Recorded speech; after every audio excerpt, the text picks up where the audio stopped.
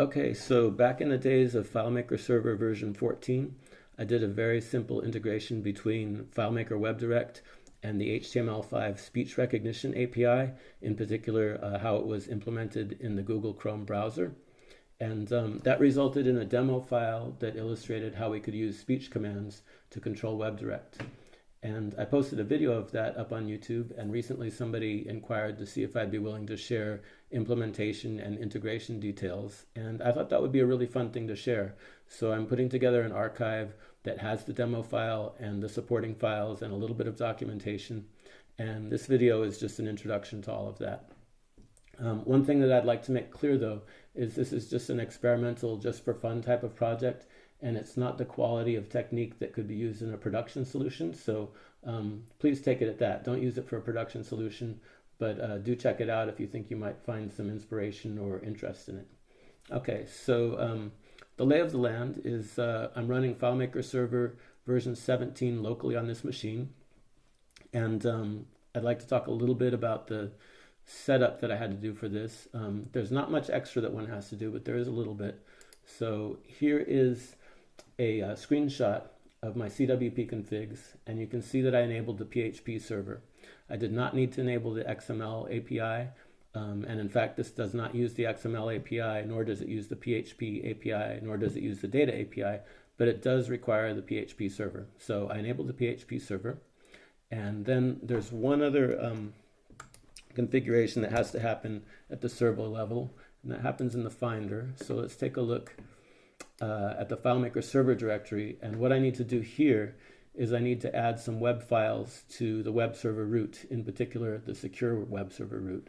So from the FileMaker server directory, we'll go to HTTP server, htdocs, https root, and over there I'm going to take from this this archive of the demo that I've got ready a directory called vr_webdirect, and I'll copy that to https root along with all of its contents. And you can see there are a handful of HTML and JavaScript and so forth type of files in here. We're actually using just the minified versions of the files, but I've included the original non-minified versions too, so that you can check those out if you want to see what the source is doing. It uses a third-party library called Anyang. I think I've got that pronounced okay, but if I botched the pronunciation, sincere apologies. It is a really cool, very small and very easy to use library that serves as a wrapper for the HTML5 speech recognition API. And because it was so easy to use, easy to learn, it made putting together this project an absolute piece of cake. Okay, so just to recap, FileMaker Server 17, we've enabled the PHP API, and then the only other configuration that we had to do at the server level was to add these web files into our web server directory, the secure directory. Okay, so let's take a look at what this looks like in a browser. We've got here the demo file, and that's already got the speech recognition integrated into it. This other file that I've got hosted here with WebDirect is a basic starter template file that you get when you first open up FileMaker, and it allows you to create some sort of template file. I thought that might be a nice example for showing the steps that it takes to add the integration to a file. Okay, but first off, let's start with the demo. I guess some notes here. I've got the console open in the browser so that we can see some debug output that I've enabled. You'll be able to see as the voice recognition tries to interpret what I'm saying, and then you'll see what it does. It'll output something extra when it recognizes me saying a command, and then at that point the command gets dispatched over to FileMaker. FileMaker will handle it in a script, and that basically completes one sort of cycle of the loop that can happen. A couple of other notes. We're using Chrome browser. As far as I know, Chrome is the only browser that has this level of development in their speech recognition. And then the last thing to note is that even though I don't have a proper SSL certificate on this machine, and I'm just connecting like this to localhost, I am still using HTTPS, and that's imperative. This will not work with HTTP. Okay, so let's go ahead and log into the file and see what happens.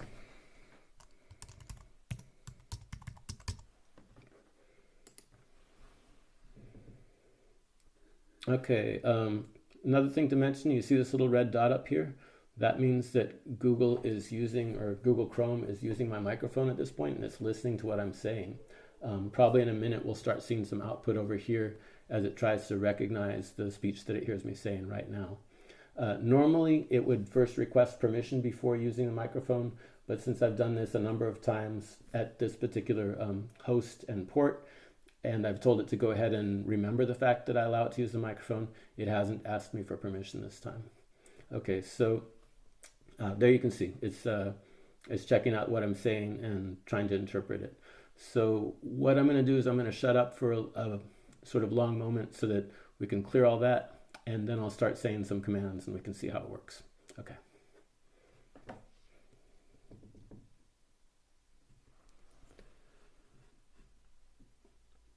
Go to record 7. Go to record 4. Next record. Last record. Go to record 2. Speech on. Speech feedback enabled. Set voice to Daniel. Voice set to Daniel. Next record. Record 3 of 14 records. Tony Gray. Go to record 10. Record 10 of 14 records. Dino Flintstone. Previous record. Record 9 of 14 records. Agamemnon Jones. Detail view. Oh, actually, I think that's the wrong command. Show detail. Show detail. List view. Hide others. Record 1 of 1 record. Agamemnon Jones. Thank you. Think nothing of it. All right, so there's an example of the speech recognition. Let's go ahead and log out of this one, and then let's take a look at what it takes to integrate this into a fresh file that doesn't yet have it. So for that, we'll switch over to FileMaker Pro, and let's get these two files out where we can see them. Okay, first thing I'm going to do is I'm going to copy a couple of scripts from the demo file. I'll go ahead and copy the folder they're into, and I'll put them in the new target file. Okay, there we go.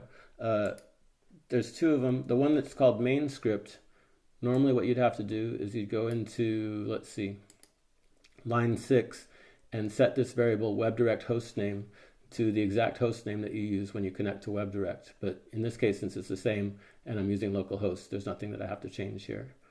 Okay, the other scripting setup that I have to do is either add a first window open trigger script, or it's got one, or edit the one that already exists and call one of my scripts with an init step. So let's do that.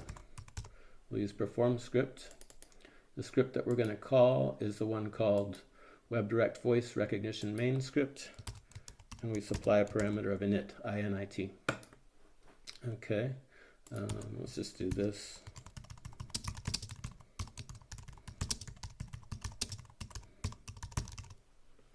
Oh man, that's pretty good typing for me. You wouldn't know how likely I would have botched that up normally. Okay, so that's all of the scripting that we've got to do. Add those two scripts and hook into the first window open script.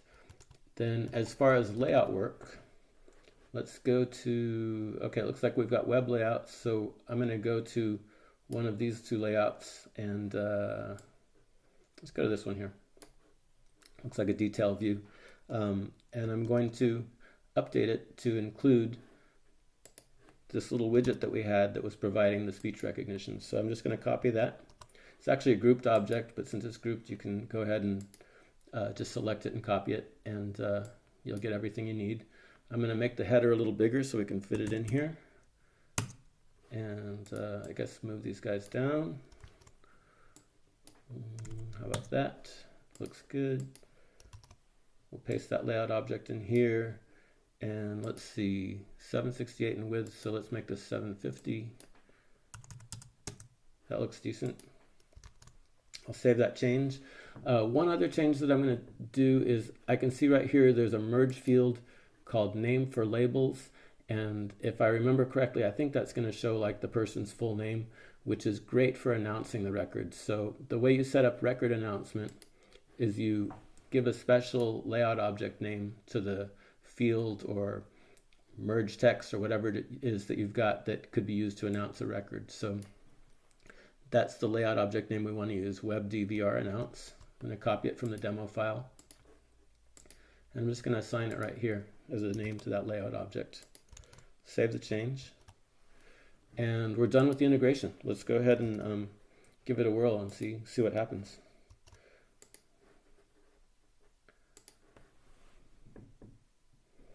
Okay, what is it? Still user.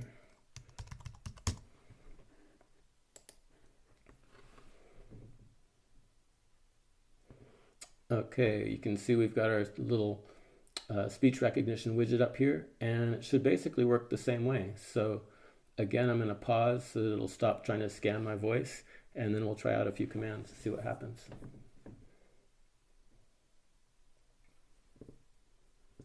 Speech on.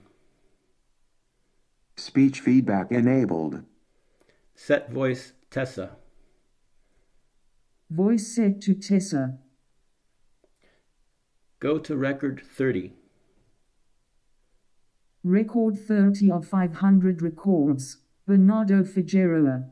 I guess we could do a little work on our pronunciation, huh? Previous record. Oh, I gotta shut up when I do this, huh? Previous record.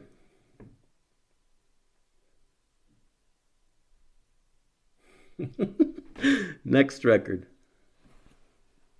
Record 31 of 500 records. Amy Carrillo. Go to record 10. Record 10 of 500 records. Chris Maria.